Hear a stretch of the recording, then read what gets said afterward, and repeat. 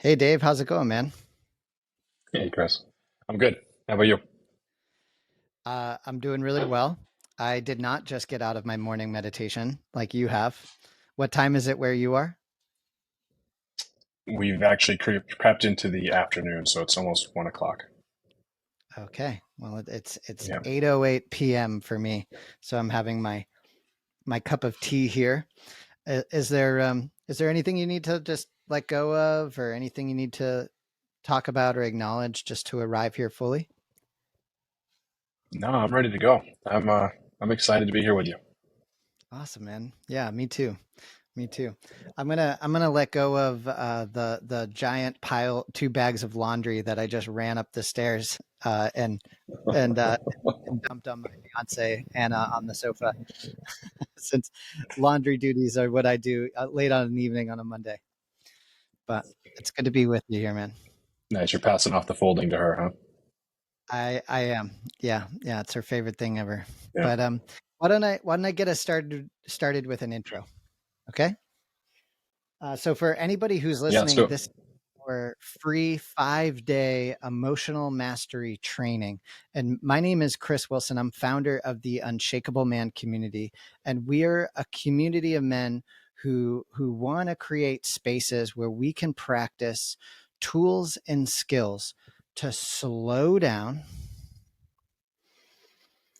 And I just took a deep breath, and to get out of our heads and egoic problems and challenges, and to learn how to get into our bodies, where we can learn how to respond to our lives and relationships in a more empowering way. And today, this right here, this audio recording is the beginning of our 5 hour or 5-day emotional mastery training. And we're going to get into more about who I am and who Dave is. But I just wanted to start off right away with this intro and to set the view on what we're getting into, why you should want to listen to this, and how this is going to go. So you can go over to unshakableman.com and you can join our Unshakable Man community, and you can find the course outline and the outline that Dave and I are using to guide us in this conversation in there, and as well as the transcript and notes and anything that we might creatively come up with over the next 5 days that you can practice in order to begin to deepen your ability and your emotional mastery on your own. But I do want to say something right away, and that is that we are recording this as an audio training. And my main intention here is to set the view, to really inspire you as a man, as a human being, to want to make the journey. And what do I mean by that? It's to inspire you to want to practice. Dave and I are going to be having a very colorful, deep, awesome, creative conversation about emotional mastery and about our relationship with this work. But the whole point of this audio training is to inspire you to actually practice skills, to actually do physical practices that are going to increase your sense of unshakableness in order to bring your full life force, your creative gifts out into the world, and to be able to show up in a more empowering way in your life and in your relationships, and to be able to develop emotional mastery. And that's what the Unshakable Man community is for. That's what the purpose of the Unshakable Man community is. And we're going to talk about this even more, about how this is fundamental to this work, that we actually need other human beings in our life to practice with. And that's why the community has formed over the past 5 years. And so if you want to join the community, for $97 per month, you get access to a suite of resources. And inside those resources, there's the 5-day Unshakable Self Confidence course. There's the 5-day somatic meditation training, the 5-day emotional mastery challenge, which is a mastery challenge that goes along with this conversation that we're having, and the 90-day nervous system mastery training. And then every week, I record a live Unshakable Man Breathwork, which is also recorded and put into the community so you can practice it on your own schedule. And then every single week on Tuesday evenings, we host a live community men's group for an hour where we show up and we practice together in a group. And if that's not enough to support your practice and to really bring all of this work out into your life in a really meaningful and vibrant way, we also host 3 men's retreats a year. One of them that Dave got to go to, and I'm a men's coach, and I host a 3-month long live program where we meet for 2 hours a week, 3 times a month. And Dave is also in that with me. And so that I really just wanted to take a moment here right away to just set the view, to make sure I really gave you the direction to go on the path, that this is just the beginning. And so also, so I didn't have to do it again, right? Because this is just the very, very beginning. So Dave, did I miss anything? Well, legally, it's a pretty thorough intro. Yeah, Yeah. Yeah. good Yeah. table setting for the program. Yeah. Thank you, man. Thank you. Thank you. So, I would love to start off with like our relationship. I didn't set you up for this, so that's, it could be really from the heart. But for anybody who's speaking, I want you to know that Dave and I, we have been friends for a long time. I was wondering if I could pass the mic off to you, Dave. Do you want to just share some color on our background together, leading up until now? Yeah, you were breaking up there a little bit, so I think you were just asking about my background. I think Yeah. to set the table in terms of my career, I worked at a tech startup for a decade that went from 150 employees while I was there to 4,000, 20 million in revenue to a billion. And my last kind of job there was looking after Australia and New Zealand, which was like a $50 million business. But I think what connects me to this work and specifically to you is Hmm. we've been friends for a long time, but I'm obsessed with leadership and high performance. And we're coming up on almost exactly a year from when I took my first 10-day meditation course, which was in September of last year. Wow. And then I flew to San Francisco a few weeks later, which is where you are. And I said, hey, let's catch up for a coffee. And that was one of the most memorable conversations for me in the last, I don't know, couple of years. And so I'm the longer we get away from that conversation, Chris, in that cafe, the more I'm thinking about that was like a turning point in my life. And um, I've just gotten so much value out of the work that you do. Having gone to the retreat, having been a part of a couple of 3-month programs, I'm just really thrilled to be here and be participating and offering my perspective on all the stuff that you're doing. Ah, thank you so much for that, Dave. Yeah, I really appreciate you sharing your experience, right, in leadership, and being in tech, right, and interested in the high performance side of things. I did just want to let you know I put it on low power mode, low data mode, just because you are in Australia and I'm here, and it sounds like we're having some recording issues, which always tends to be an issue for us on our first time recording together. Yeah, But we'll make it through it, I can hear. Yeah, I can hear you fine. Okay, but and I can hear you perfectly fine now too. Yeah. and so you have done two 10-day long meditation retreats. You've also Yep. attended the Unshakable Man men's retreat, and you are in the Unshakable Man program in a group with me. And this is your 6th month in that. Well, I started in January of this year in September. So yeah, work something like Okay. that. Yeah. Okay. So I just want to I'm saying those things out loud, not only be to just like reframe that for myself, but for any man who might be listening to this in the past, in the future, about just the breadth of experience, right? And also, that this work is not just intellectual. Like you actually have to physically practice in order to learn how to bake this bread, right? In order to become a master. And I think that you are just a shining example of the kind of man that like picks up this work, and you do it not only for from a business perspective of becoming a better leader, but also to really do the heart work, right? Of becoming a more whole, conscious human being, and to really become who you really are on the inside, right? To bring your whole self out into the world. Yeah. And there's a whole bunch of lovely benefits from a business perspective. But if you just judge us by the relationships and how much those improve in your life with all sorts of people, um, it's pretty clear that this is meaningful and powerful stuff. Yeah. Yeah.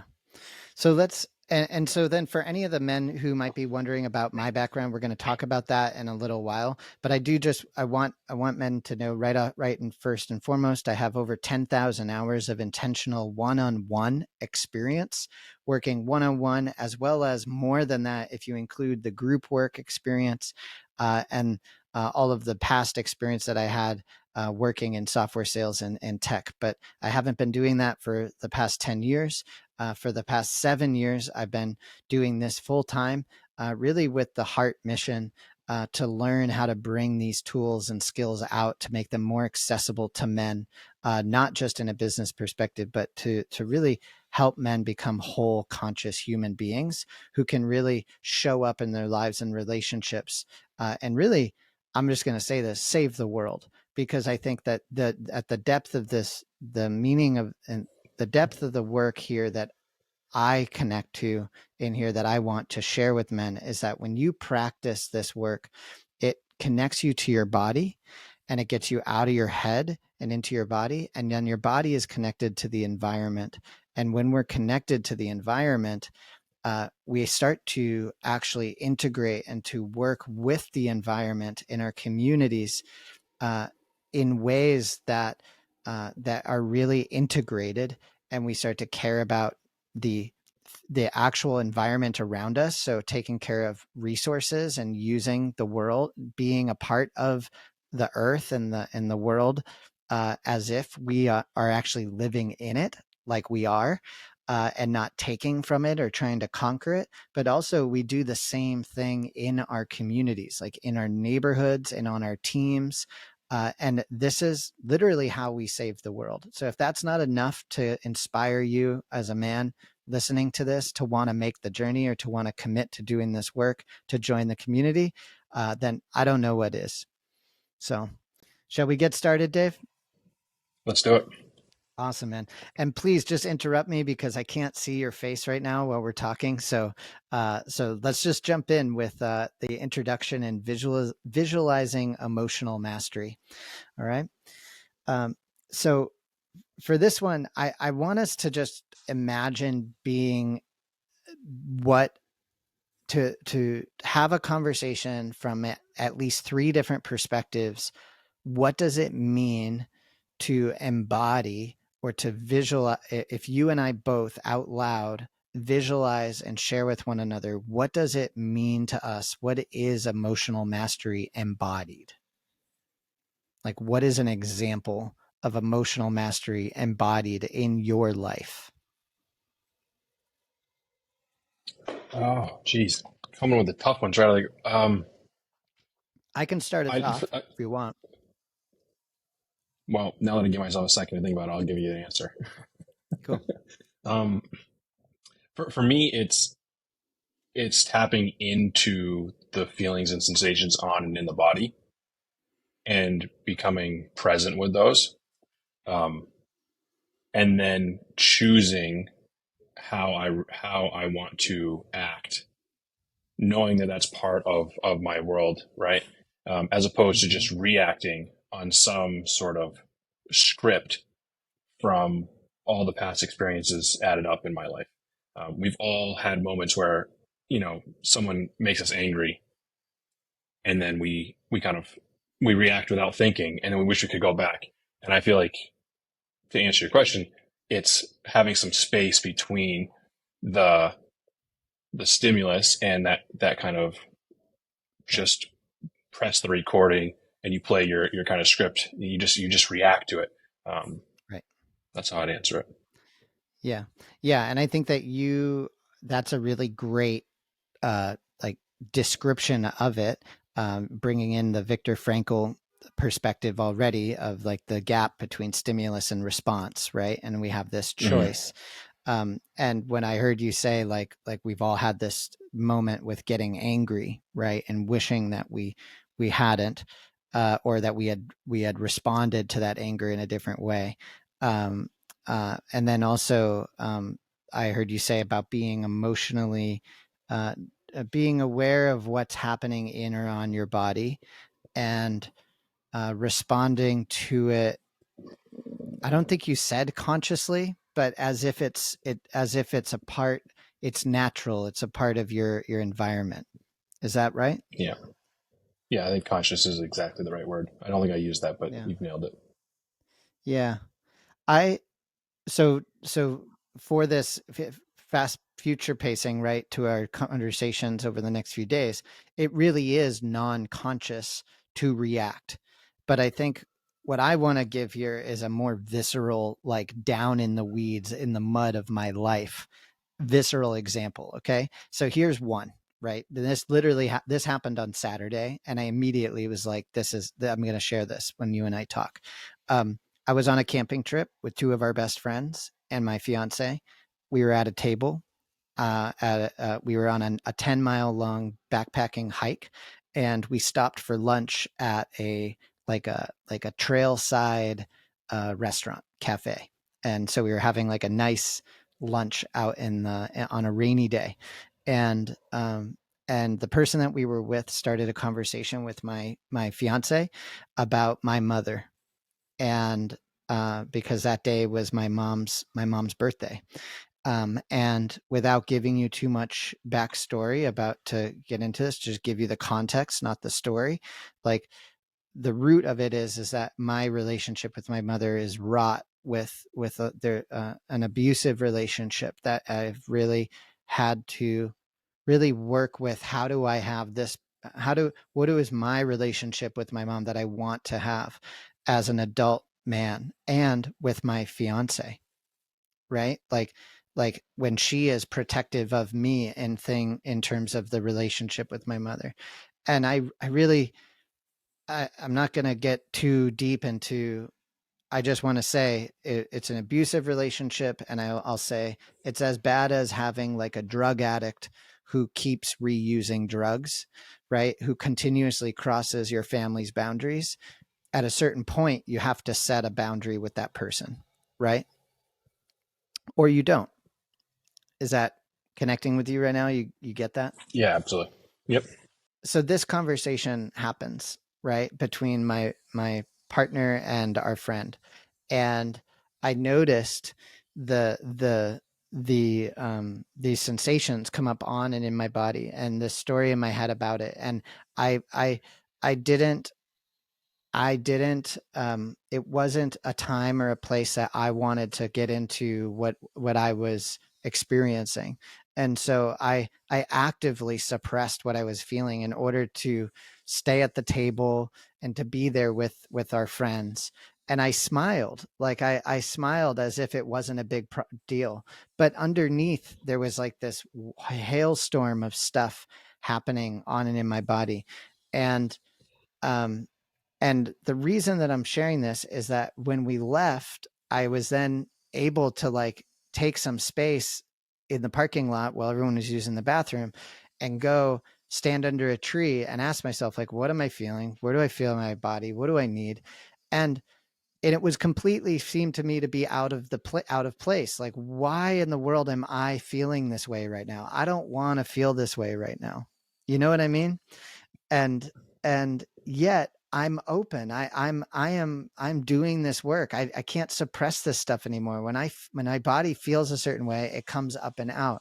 And the reason that I'm sharing this is because I think for many men, or for the market of emotional mastery or stoicism, or to be emotionally masterful, we get this idea that somehow this, what I'm describing, is not going to happen to us. And that is categorically wrong. Like, it is categorically 100% coming from someone who I will say I am practicing. Like, and I'm saying this from my core, that my heart goes out to the men out there in the blogosphere and the manosphere on the internet, that we project this self-image that somehow when I do my work or when I begin practicing, I'm somehow going to be able to like not show that I'm feeling an emotion. Does that make sense Yeah, to you, Dave? absolutely. Right. Yeah. And the reason then that I want to share this is because of what happened next, which was I was able to say to my partner, hey, babe, like, can you take the leash for the dog? I want to take some space. I want to move faster. I want to go for a run. And because I could feel like this needed to move, like I needed to move this. And I got like 5 miles up the trail underneath a redwood in the rain, all alone, and was able to tap into this place inside that honestly, like it was like I was back 14 years old and was able to work with him and to ask him what he needed and it was, and I'm going to use words like weird and out of place and stupid and awe-inspiring, appreciation and fear, the amount of tears and intensity of feeling that was coming up and out. And it doesn't, and then after that happened, completely shifting the story in my head about what I needed or where I was. It was as if my father walked in the room and not my dad. My dad, me, my unshakable man came into the room and was caring for that part and taking care of it as if me, my 39-year-old self was sitting with this little boy in the rain at this tree, and I could just feel how this is what he needed back then. Like he didn't have this, and I was able to give it to him.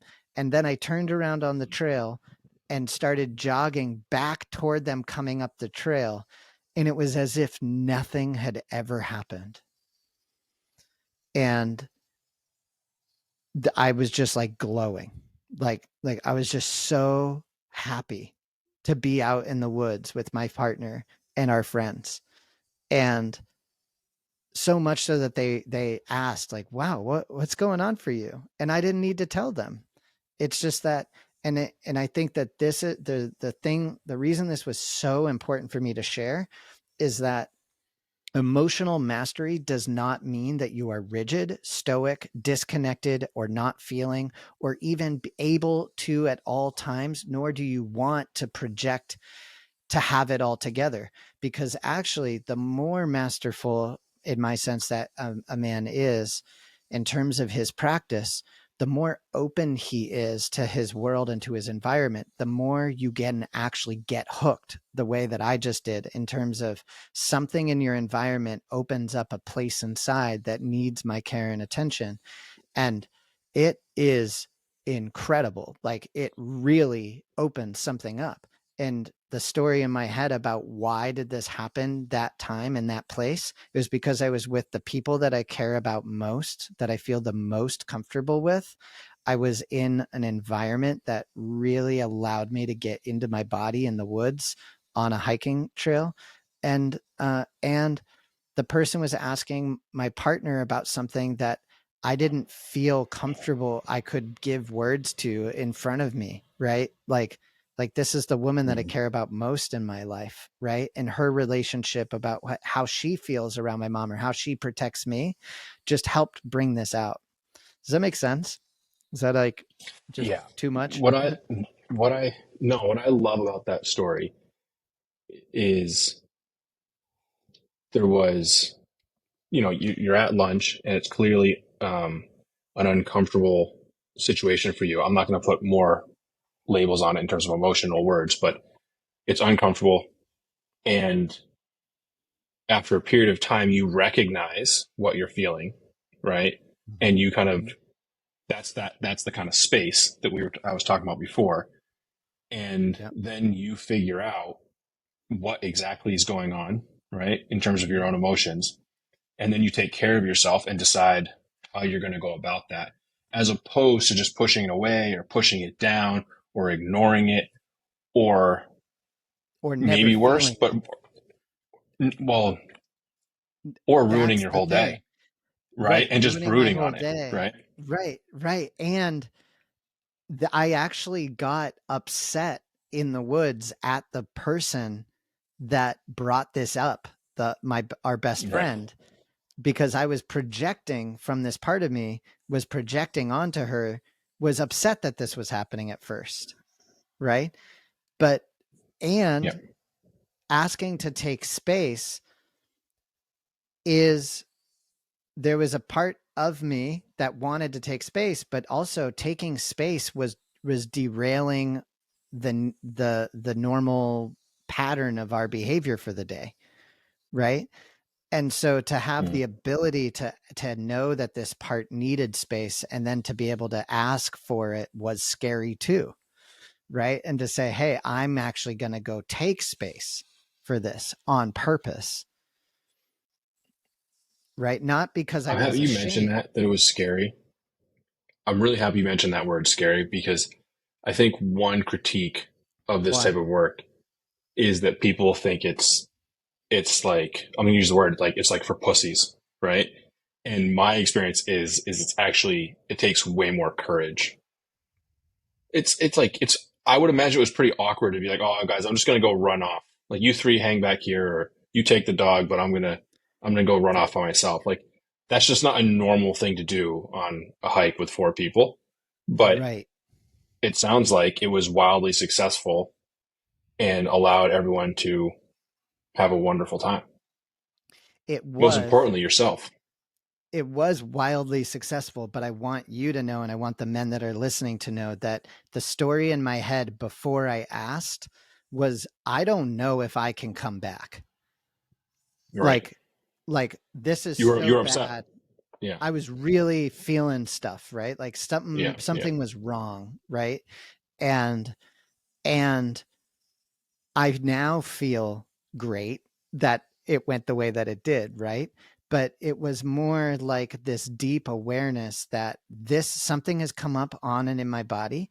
And if I don't take space, it's going to come out in some other different way.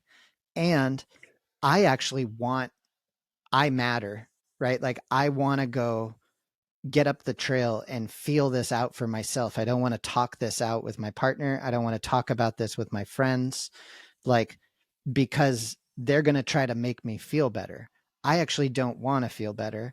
I want to feel what I'm feeling and find out what's underneath it and what's going on for me, which is not something that I felt like they were resourced or capable of doing, right? Like you and I are going to talk about.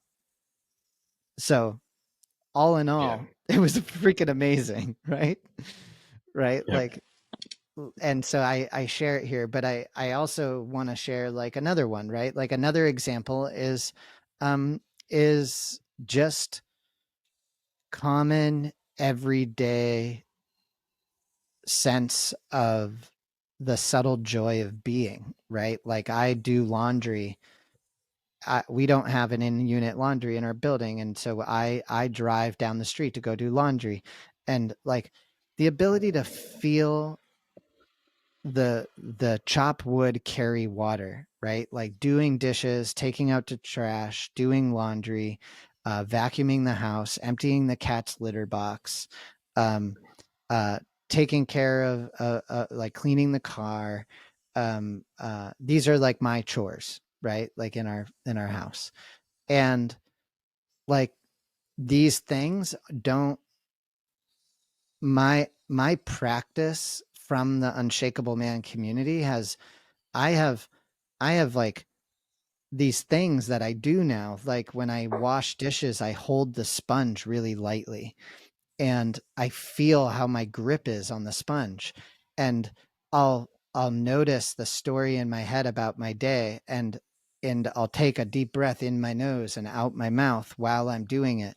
And washing the dishes becomes like an embodied experience of getting out of my head and into my body, and just feeling freaking fantastic about getting to wash the dishes and to live in this beautiful apartment with the best person in the world that I could have ever met, right? And then to let go of and then to notice stress come from a thought in my head, right? And how that affects how I hold the sponge, right? And that level of like practice is not something that I feel like anyone has ever. When I was 20 years old, when I was 15 or 18 or 25, there were no men in my life that were able to share that with me, to bring me that deep. And that's how deep I want to bring guys. Like I want I want to like when I like tonight when I was coming in here to be with you, right? Like not rushing, like not feeling stressed, like actually being in my body and using that activity to be down in my body. Does that make sense? Or does that connect with you in Yeah, any way? absolutely. Yeah. All right. I want to challenge you. Can you go deep and give me one more? Yeah, go for it. No, you. Oh, you want me to tell? Yeah, I want you to Well, go deep. I wanted you to give me one. Like what's one example for you now that I've shared those. the most recent one is well, right before we hopped on the call, um, I wanted to meditate, Mhm. and I haven't been meditating as much recently. Mhm. Um, in part because I have a brand new daughter who's almost 6 weeks old, and so that's kind of thrown things off a bit. And the other is that So I've I been just so took a my deep two breath prior in my nose, big smile, patted my yeah chest, joy. yeah, and so my priorities right now are taking care of her, Mhm. and um, I haven't been as fit lately as I'd like to be, and so the second priority is to eat a little better and work out. And so I'd finished a 90-minute bike ride before I sat down to meditate, and I just noticed that like my attitude or my feeling towards the meditation Mm, was that I expected something out of it. Like I yes. wanted to get clear, or I wanted to be relaxed, or um, yeah, I just wanted a clear mind coming into this so I could be as present as possible and do the best job possible. And I don't usually listen to guided meditations when I meditate, but I decided to do that today. And the first prompt was like, just check your attitude as you're sitting down. And Yeah. that that one single prompt allowed me to shed a whole bunch of like really two or three preconceived notions about how the rest of the day was going to go. And for the next 20 minutes, a bit shorter meditation for me, I was I was just able to relax and be aware of what was going on. And as thoughts popped up, I was like kind of smiling at them in terms of just Yes. like, oh, that's interesting. Like that just popped up. Oh, that was kind of a nice daydream there. Like that was fun. And Mhm. oh, that thought's now gone away. I'm back to the meditation. Um, and I think all of that to Yes. me has been like that whole process is strengthened by um, Is what? by that emotional regulation. That whole process of awareness and being able to tap into the more subtle experiences. Um, for me, it all was all kicked off by this idea of emotional mastery that we're talking about. Amazing. Amazing. One of the things I noticed in there was when you said like you wanted to get something out of the meditation, Yeah, right? And that want is felt as tension in the body, right? Like I have a desire, I have a choice to be unhappy until I get what I want. right? Like, and like, or there's like a subtle like desire in there, right? Like I want something out of this, but then no checking the attitude, right? And then attitude in the head is the attitude is a combination of your emotions, your feelings, your thoughts over a period of time, right? And you're able to notice it and to let that go and then to just be almost it's almost like you were like dancing across noticing each of these beautiful things happening in your experience, right? And then dropping into the meditation each time, right? Mhm. Like holding on to things less tightly, right? Yeah, there was no need for perfection in the meditation. It was I could just let go and be aware of what popped up. And that right there, gentlemen, for anyone who's listening in the future, there was no need for perfection. I could just be aware of what popped up, right? Like that is that's how you create a beautiful life. That's how you create an amazing business, an amazing relationship. That it's not by being tense and uptight about needing something to be perfect, right? Like nothing happens. You restrict everything at that way in that way, right? And you create anxiety and frustration for yourself and others, right? And so beautiful example, Dave. I love that. I love that. Chris, I think I'm going to So we hire you to be like, just follow me around and repeat what I say because when you say it, it sounds way better than when it comes out of my mouth. well, You'd be like my hype man. this is how I like to spend my 8 o'clock at night. So let's do it, dude. Yeah. Yeah.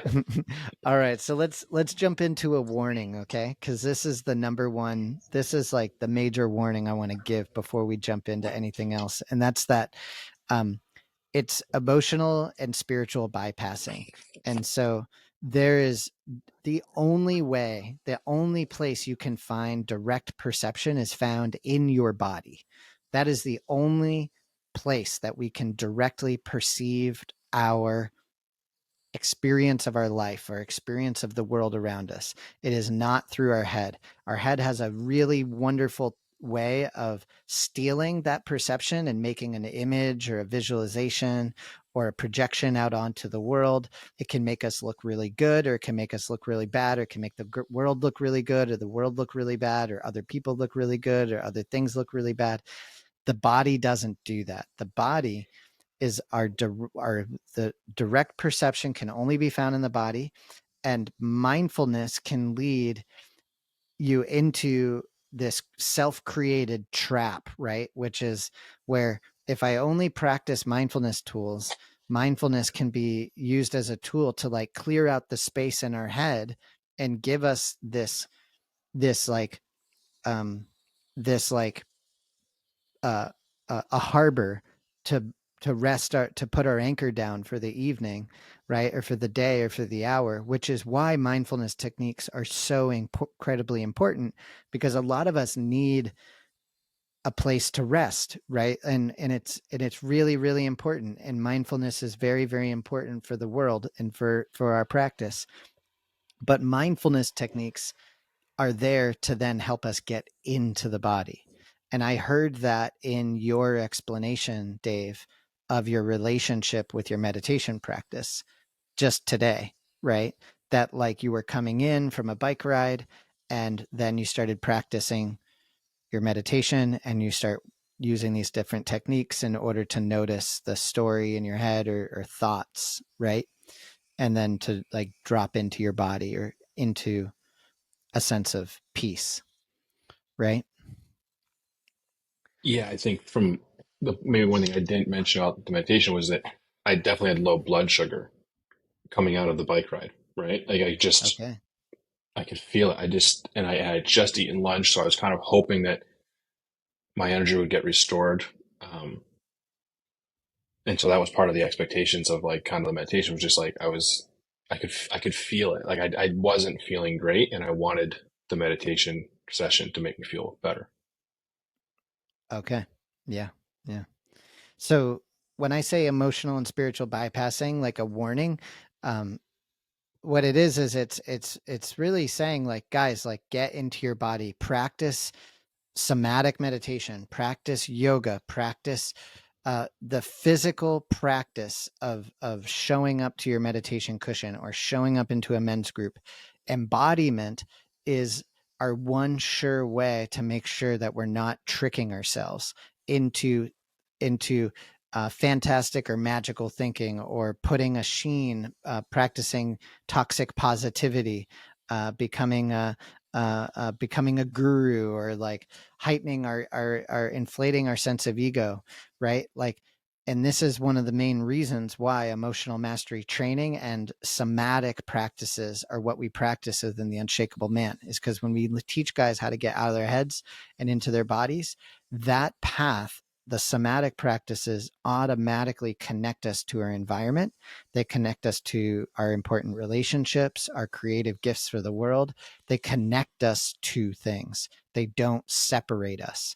And oftentimes, mindfulness meditation can be used in a very healthy way to separate us from our environment, to give us some rest. But if we're not trained in that, that's where we run to escape. We start trying to escape our life, and it can become like anything else that you're using to get away from feeling. Does that make sense?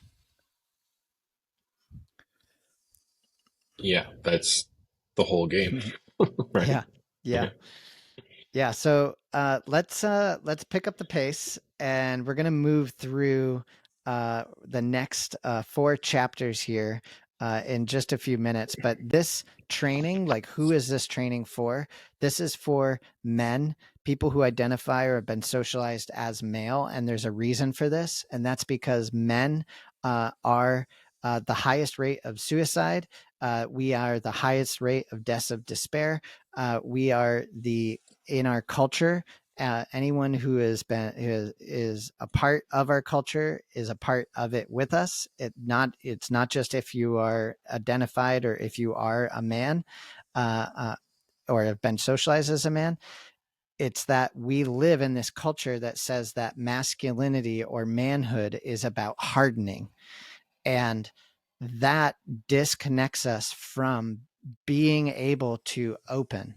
Okay, we're going to talk about this much more in depth here in the next stage, in terms of like my story and the man box, part one of why men, and part two, the disembodiment of men. But Dave, I'm just going to give my story here briefly, and then we can jump into chapter three and chapter four, why men. Okay. Perfect. So guys, I was born in 1984, February 25th, 1984. I'm 39 years old. I was brought up in a family-run bed and breakfast. It was like the family farm. My dad and mom started together. They got divorced during the really challenging time of moving through renovations and everything, and my mom had some major health issues that caused a lot of challenges for her mentally and emotionally, and also for my father. And I dealt with those issues by needing to find a place of safety. And so my way of doing that was to make sure that no matter where I was, I could always ride my bike home. And that led to this really getting into wanting to be an endurance athlete, putting all of this my energy into training to ride a bike to try to make the U.S. national team. I've met two young brothers who were twins, who like became these older brothers of mine, who brought me to triathlons. And why am I sharing all of this with you? Because the culture told me that that was promoted, that, right? But that, to be an athlete, like everybody in our culture would say, oh yeah, that's very healthy, right? Like this must be good or positive. And it was in many, many ways. It was very, very constructive. But what was destructive about it? It was that wasn't aware that what I was doing was just putting all of this insecurity, all of this inability to feel safe into, I'm going to push myself as hard as I possibly can in order to create that sense in me, and I was running away from feeling. But if you had asked me, I wouldn't have known that. I would have said, if you had asked me at that age, are you connected to your body? I would have said, heck yeah, of course I am. But then fast forward 22 years old, I crash and break both my arms in a bike accident. And my whole identity is based around cycling. Uh, and I have, who am I if I'm not that? So that's another piece right there of that we create our identity as young men out of what we do. And if we don't do well at what we're doing, what are we? What service, what offer do we have to the world? And this is what we teach little boys, is that they have to try hard. You have to attack your life. You have to man up. You have to push yourself in order to be something. And there's a constructive and a destructive consequence to this adaptive behavior, right? And for me, I was the absolute freaking best at what in my environment. I really took that on. But then fast forward, after breaking my arms, all that energy went into I need to go get a job. And that's one of the ways that I ended up meeting Dave was I ended up trying to get a job in sales because didn't go to college. And I was like, well, what am I going to do if I don't do well at this job? And I killed myself to do well making calls, making like working in this environment. And then fast forward, I achieve all of these goals that I had set out to achieve. I'm 29 years old, moved out to San Francisco. I'm in like my dream job. And then bam, one day in the office, in the environment where I felt the most comfortable, I had a massive anxiety attack. And that anxiety attack came on and in my body in front of an 11-person boardroom, doing the thing that I thought I did best. And I didn't know what it was. I tried to suppress it or to push it away. I got hives on my body, and then all of a sudden my vision started to go away, and I grabbed onto the table, and the next thing you know, like 5 minutes later, I'm on the floor. Somebody is giving me a glass of water, and they called an ambulance, and I was so embarrassed. I was so absolutely rocked by what had happened, and before in the process, before I had woken up, I really thought I was having a heart attack. I thought I was going to die. And I really held on to try to not let it happen. And the harder I held on, the more intense it got. And it was painful. I mean, I remember like a sheer pain in my chest, like I was having a heart attack. And that triggered this journey into what the heck happened. What was that? How do I fix myself? And that journey of trying to fix myself lasted about a year until I walked into a room because I lost my health insurance. And the therapist I had said, Chris, go check out somatic work. Check out Dr. Eve Ekman and her work on cultivating emotional balance. She happens to be giving a workshop here in San Francisco. You should go check it out. And I walked into that room and she said, I had to take my shoes off. I remember being like, wow, I'm walking into a room where I have to take my shoes off. There were no men, there were very few men in the room. There were like two other men in the room. The whole room was women. And she asked everybody to raise their hand and said, who here has multiple PhDs? Who here has one PhD? Who here has multiple degrees? Who here didn't go to college or went to college? And then she said, none of that matters. No one can tell you what you are feeling. It doesn't matter how much education a person has. No one can tell you what you're feeling. You are the only person, the only human being in the world who can report on your experience. If you don't know how, it just means you've been poorly trained. And then she looked around the room and she was like, the men are told that they shouldn't that this isn't for them. And women are told that they should be good at this, but we're all poorly trained. And the way that, and that's really where I felt inspired to go on this journey to do this work, was that day. And right after that happened, I ended up getting a job as learner in residence at a program called Uncollege, which is a guided gap year program for high school students teaching social emotional learning. And in that environment, I lived in a dorm room for a year with 100 high school students and taught all different kinds of emotions and sales training for life workshops.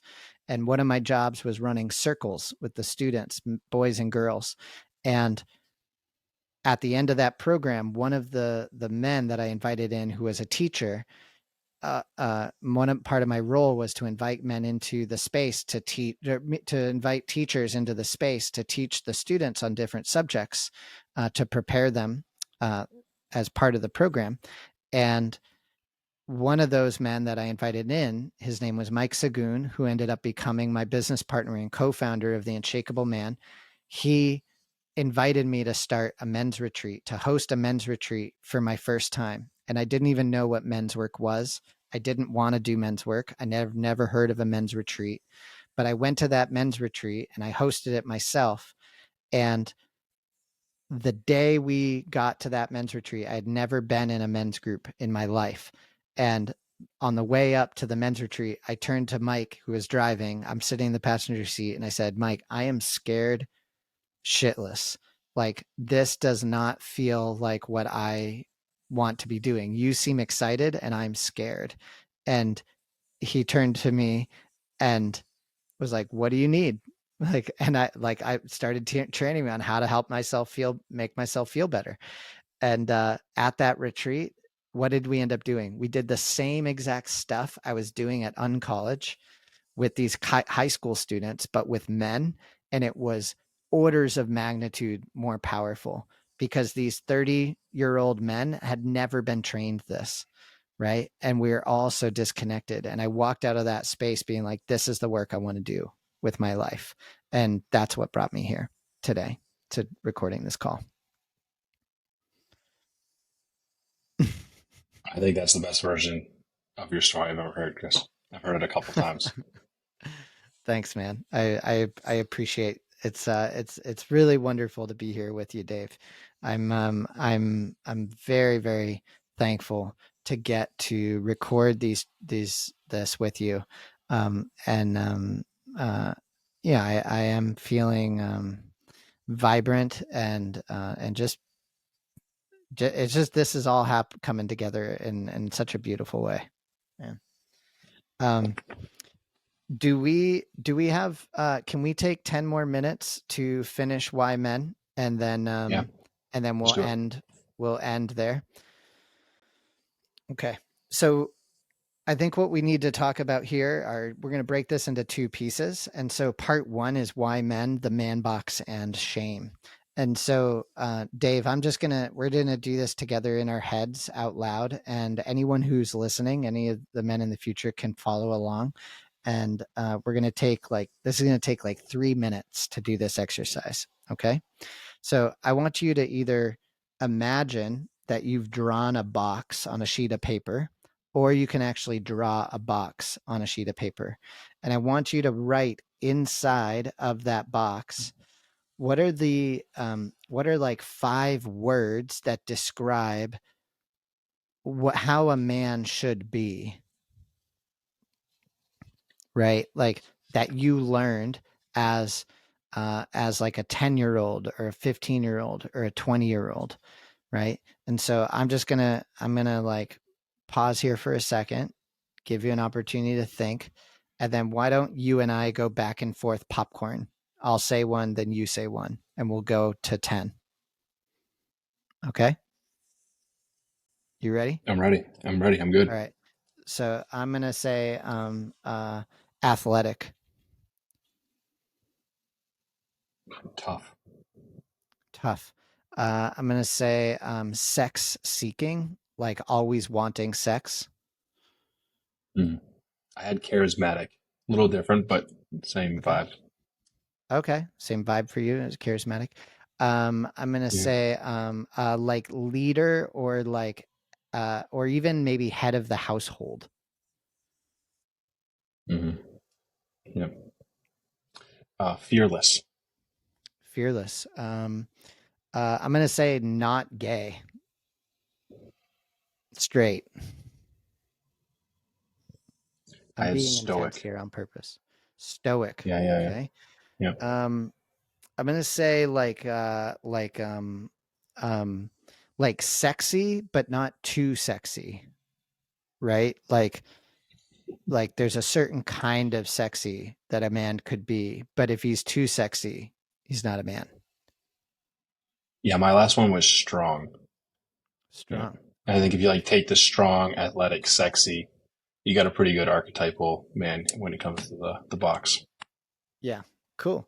Cool. So we do this exercise. We've done this hundreds of times with men.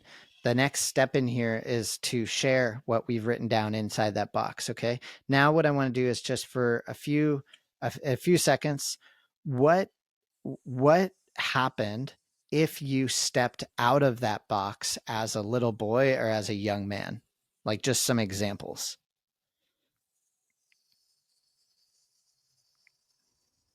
Yeah, I'll like give mine. Like there's no crying in baseball, right? It's like one of the most famous lines from any movie. there's no, yeah, okay. There's no crying in baseball. You can't, you like people just wouldn't sit with you. They wouldn't let you sit with them at lunch. Um, My grandma called they, me a wimp once, and your my grandma mom called loved you a it. wimp once. Okay. Yeah. Yeah. I remember when I was hanging out with my uncle that I looked up to so much in Colorado on a backpack. We went camping together for one of our first times ever, and he said that I was metrosexual. I didn't even know what that was. Like he was like joking. And like, dude, I don't know what I was to this cowboy, but that's what I was. And that just killed me as like a young man. Um, and then I'm gonna say some others. Like, I mean, threats of violence, right? Like you fucking get beat up for not being tough, Mm. right? Now, what choice do you have if that happens to you on the playground or if that happens to you in your social environment? What choice does that little boy have? Well, I mean, I think the recommended choice is to fight, right? To kind of Yes. prove your manhood. Yes. And Okay. the So, worst, especially on the playground, is to go tell a teacher, right? yes. Right. So, you have the ability to you either reinforce the man box by I was just dis disembodied as a man. I was pushed down. Now I can reinforce the box by going back and attacking, or I'm now getting pushed out of the box if I tell a teacher, right? So what does he do? He clams up. He doesn't say anything, or he fights back, or he tells the teacher, but he has to face the real feeling of not being in that box. Yeah, the Okay. ridicule, right?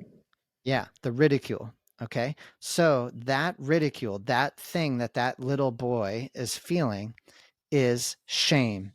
And what is shame? Shame is the emotion, the primary emotion that constructs the man box is shame. And shame is the emotion that says, if I told you or someone found out about what I'm did or am feeling, I would not be allowed in the tribe. Shame is adaptive and constructive in small groups to help us stay in small groups and to do the right thing to keep the group together. It's destructive when it gets held onto in our lives and in relationships and self reinforced. Okay. The key here that I want you to recognize, and any man that's listening, is that this is death. This is not just I can't sit with you on the playing on the at the play with you, or I'm you're a sissy because you told a teacher, or I need to go beat up this other kid. It's actually death, the fear of death, because to be authentic and to risk not being attached to this group into our nervous systems means if I am alone, I am going to die. That's how a little kid feels. I am literally going to die because everything in my life, my whole ability to survive is to stay attached to the group that I'm in, to my mom and to my dad and to the kids that are my age. Does that make sense, Yeah, Dave? absolutely. You're talking to me. Okay. So to stay the risk of authenticity versus attachment Okay. If I am going to be authentic and I'm afraid that by being authentic, I am somehow not going to stay attached to that group, I will be inauthentic in order to stay attached, like 99.9999% of the time, because to not be attached to that group means death. It means that how am I going to survive as this little kid? And so what do? We construct this box. We become inauthentic. We construct a mask and we push away all of these other gifts that we have of creativity, of being sensitive, of being intuitive, of being emotional, of being able to cry. We push all of that away in order to fit in. Does that make sense? Yeah. Okay, so this is part two. So that's the man box and shame. And then the man box becomes socially constructed as if I am inside, if I am not in the box, well, then who am I? So we have a whole culture of men that are out there who throw away identifying as a man, which is becoming a nice guy, which is not healthy or good for society. And we have a whole group of men that are on the inside of the box that are saying, I need to become hyper masculine and become all of these hyper aggressive things, which is also not healthy for society, which means we now have a bunch of men who don't know how to be healthy, generative adult men who have a vibrant and strong, vast emotional spectrum, and also can wield their many gifts to both bring their gifts out into the world as well as to take care of themselves and others. Right. And the number one thing that is causing this is part two about why men, which is what we call the disembodied men or the decapitation of men. And I want to be intense about this. When you said something on your own, Dave, and I'm wondering if you remember what it was, but what was one of the things that you said? It starts with a T about what, how a man is supposed to be. Tough. He's supposed to be tough. Yep. That message, I am telling you, I've done this with hundreds of guys. Every single time, the second or third thing someone says is tough. Toughness, what is toughness in the body? Ooh.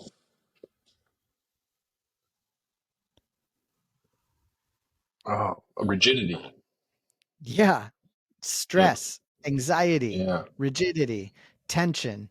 Toughness is disconnection from the body. This is what we mean by the disembodied man. So, connecting to the body is not manly. So, what do? We get tough. In order to survive, we go up into our heads and we start to use our intellect to understand the world. But we will never fully understand the world if we can't feel how we're feeling in our bodies. And so, for many men to be able to access the incredible gifts that they're being cut off from, they actually have to reshape their entire identity with what it means to be a man, which is what we're going to be doing here in this program. Is we're going to start in this emotional mastery training is we are going to get out of our heads and into our bodies, because emotions are physical sensations that are happening on or in the body that are sending a message to our brain that something important is happening to the body's well-being. They are not they are not mental. Emotions do not happen in your head. That's a feeling. That is the label of an emotional experience top down. We are going to learn to go bottom up and to become an unshakable man. I love it. Boom. Awesome. I want to be caring and respectful of your time, man. I am so like thankful to have you go on this journey with me. I know that I moved really quickly there through my story, chapter 3 and chapter 4, but I want to make sure that we have space to start with chapter 5 tomorrow. Is there anything you want to just share or say just to close out this session together? Now I'm feeling very grateful to be invited along the journey.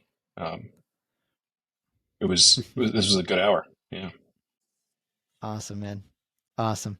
To any of the guys who are listening here on day one of our 5-day emotional mastery training, your stretch today, after listening to this, is to ask myself, is this emotional awareness? Is this emotional awareness? And when you do that, I want you to tap into what you are feeling in the moment on or in your body, just throughout your day. Is this emotional awareness? Is this emotional awareness? And I want you to see what happens when you ask yourself that question throughout your day. Is this emotional awareness? You got that, Dave? Yeah, I like it. Awesome, man. All right, guys. Just to close this out, you can find show notes and full transcript inside of the Unshakable Man School community. And if you haven't already, head over to unshakableman.com and register for the 5-day Unshakable Man Self Confidence course plus course bundle for $97 per month. You're going to get access to our breathwork, our meditations, the different courses, as well as a weekly community group with me. And you can reach out and ask any questions about developing emotional mastery. We're here to support you. All right, guys. Hope you have a great day. And is this emotional awareness? Good night, Dave. I'll see you tomorrow. Take care, Chris.